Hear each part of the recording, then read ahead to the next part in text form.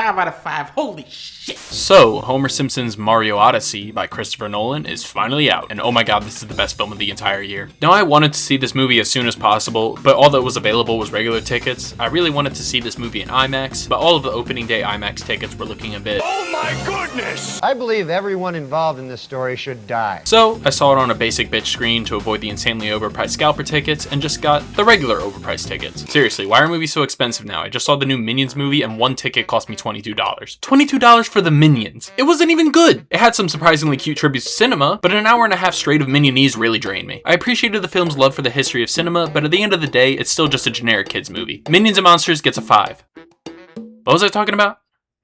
Oh yeah, the Odyssey. Yeah, this shit was immaculate. Now, I usually try and read the source material for whatever I'm reviewing, so I picked up the Iliad and the Odyssey and tried reading through it, but I gave up like 4 books into the Iliad. I did my best, but... They also held Hama, Aelesium, and Erythrae, and they had Eleon, Hyle, and Petion, Ocolea, and the strong fortress of I could not finish this book. The way it's written does not make for an easy read. I need Subway Surfers or something to satiate my brain router zoomer mind. So this is the first book I've had to give up on reading. Yeah, maybe I'm uncultured, but at least I'm honest about it. Maybe I'll try it again someday, but I could not get through it right now. So I went into this movie almost completely blind besides the snippets I remember from high school English. So know that I am reviewing this movie from a film standpoint alone and not an adaptation one. And yeah, Nolan still got it, baby. Hey, if you're enjoying the review, consider subscribing to hear whatever I yap about next. It's gonna be Spider-Man. Like I'm not gonna review Spider-Man. What are you, stupid? The Odyssey is the most expertly crafted film I've seen all year. This shit is bordering on perfection. I don't even have words to describe how good this movie is. If I have to give one thing praise first though, it has to be scale. The Iliad and the Odyssey from Homer are often called epics, and Nolan captured that to a T here. Every aspect you see of this film was lovingly handcrafted with care and accuracy to make the most true-to-life depiction of the Trojan War possible. Beautiful locations, ginormous physical props, real costumes. They were wearing actual heavy-ass metal chest armor. I can't commend the dedication enough. People were complaining that this movie has no Greeks in it, but like, it's a fictional story. Does it really matter that much? It's a made-up tale. It's a total fabrication. It never happened.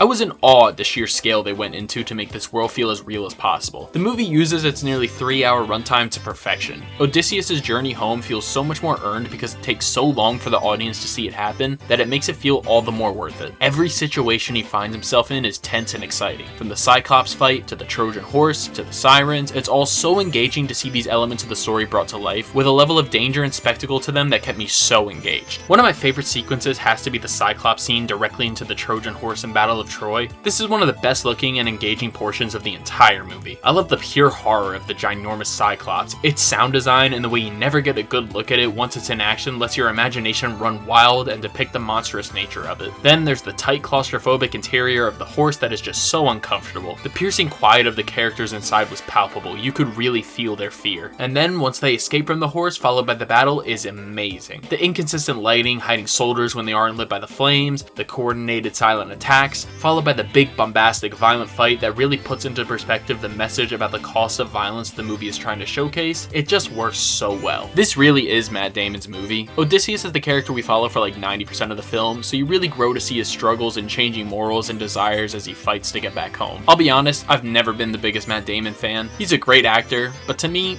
he looks almost too normal. I can almost never take him seriously in movies because he's just John Human. Like really? This guy's an astronaut? He looks like he's about to play pickleball, but he really sinks into this role and it feels so distinct from any other performance I've seen from him. I think all of the actors are doing a great job. Anne Hathaway is always incredible in whatever she's in. Robert Pattinson is deliciously detestable. Even smaller roles like Lupita Nyong'o, Zendaya, Charlize Theron, Elliot Page, Jon Bernthal, everyone is giving it their all here. I think the best supporting cast performance in the entire movie has to be John Leguizamo. I didn't even know he was in this before I went to see it, but he's genuinely one of the best characters in the entire movie. And then there's Tom Holland. Now, for what it's worth, I think the people on Twitter saying Tom Holland is bad here are doing a bit too much. I think he's fine. I don't think he's particularly amazing, but he's alright for what his role is meant to do. I just don't think he gets the greatest material to play with here. Telechimus is really just kind of a messenger for most of the movie. He just walks around talking about how he misses his dad and then goes around asking about him. I think the criticisms of his performance here are a bit more on the material than they are on him. Oh yeah, and Travis Scott is also in this movie. That's right! Not dead!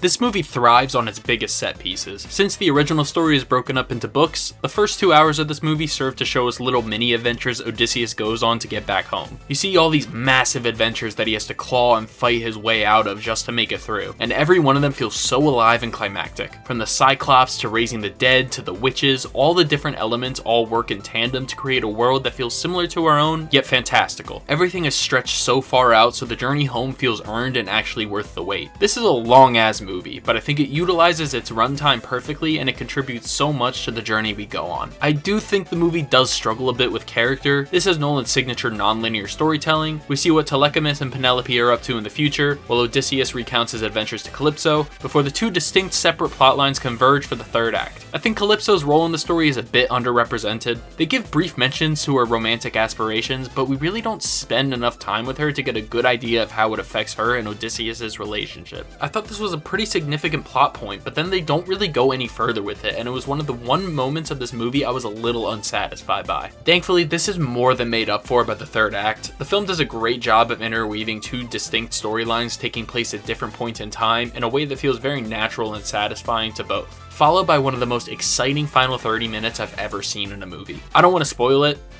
I mean, you did have 3,000 years to read it, but I'll refrain. Just know that the finale of this movie is so good. The movie does also have the staple Christopher Nolan problems he has in pretty much every one of his movies. The first is sound mixing, as has become a regular point of criticism for Nolan. Of course. It can be pretty hard to hear some dialogue in this movie, and not even just when his character's trying to shout to each other in a battlefield or in a storm or something. There are regular ass scenes of people talking to each other, but the sound mixing just does not give proper volume to character dialogue to be able to comprehend what they're saying sometimes. The score drowns out a lot of what people are saying sometimes, and it makes it a bit frustrating trying to follow the plot. On the other hand though, the score does slap.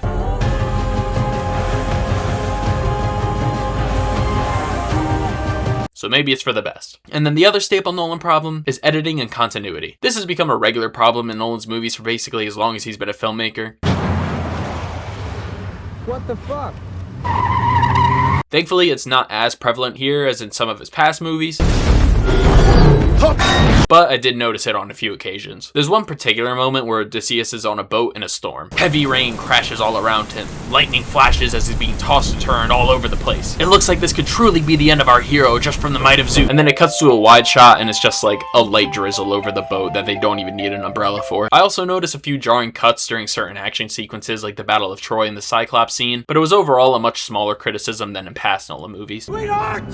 Look at me! Oh, no! And that's really where my criticisms start and end. I can't emphasize enough these are pretty small nitpicks in a nearly 3-hour movie. There's a few editing and sound problems and a few underwritten supporting characters, but since they're not really the main focus, it doesn't particularly change much of my praise. I meant what I said. The Odyssey is the best movie of the year so far, and it's gonna take a real masterpiece to top that. This film is climactic, it's epic, it's bold, and it's refreshing. And it's an exceptional take on one of the most iconic pieces of literature ever written. I think. Again, I haven't read it since high school. So with all that in mind, I'm gonna go ahead and give The Odyssey an emphatic 9.5 out of 10.